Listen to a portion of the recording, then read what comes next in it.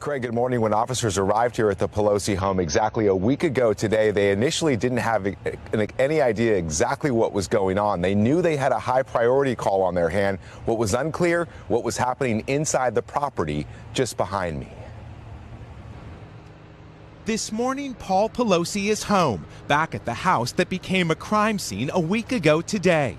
NBC News learning new details about the moments police arrived. Sources familiar with what unfolded in the Pelosi residence now revealing when officers responded to the high-priority call, they were seemingly unaware they'd been called to the home of the Speaker of the House.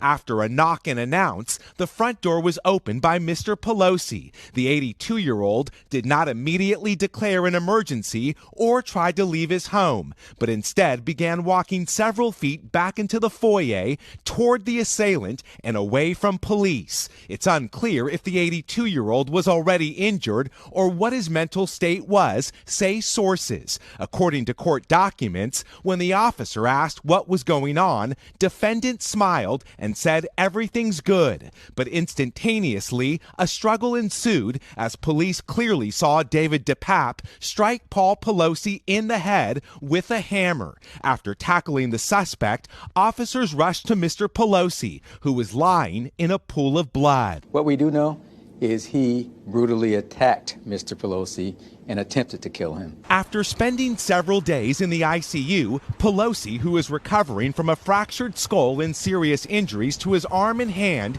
is now home, where Capitol Police remain on alert. Investigators have previously said Pelosi did not know DePape when the 42-year-old broke into his home.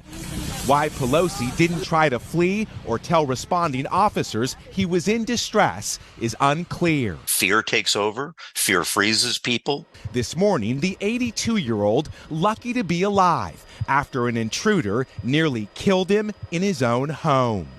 Law enforcement officials tell us the bottom line here is this was a terrifying situation. We still don't know exactly what unfolded between Mr. Pelosi and the suspect for the 30 minutes they were alone inside that house before police arrived.